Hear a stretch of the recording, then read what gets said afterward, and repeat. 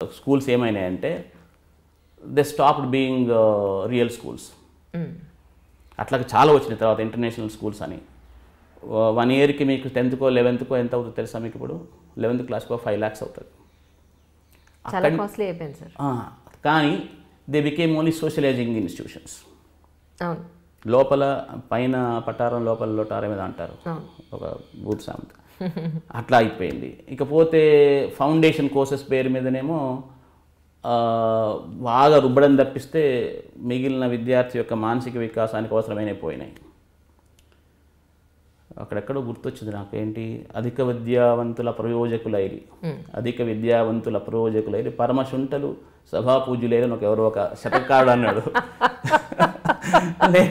లేకపోతే మా ఫ్రెండ్ అంటుంటాడు, ఎవరో సినిమాలో ఒక డైలాగ్ ఉంది, చదువుకున్న వాళ్ళంతా టీచర్స్ అయ్యారట, చదువు రాని వాళ్ళంతా సినిమాలో ఏదో సినిమా గుర్తు నాకు తెలియదు, మా ఫ్రెండ్ అంటుంటారు, చదువు రాని వాళ్ళంతా కాలేజీలు పెట్టారు. అయ్యేసరికి ఆ స్కూళ్ళలో సంస్థలో ఉండని ఒక స్పిరిట్ మిస్ అయింది. స్పిరిట్ మిస్ అయింది అనమాట. దానివల్ల డెఫినెట్గా పిల్లల మీద ఎఫెక్ట్ పడుతుంది. బట్ అక్కడి నుంచి మీరు స్టార్ట్ చేయండి, పిల్లల్ని మళ్ళీ పెద్ద ఇష్యూ కాదు సార్.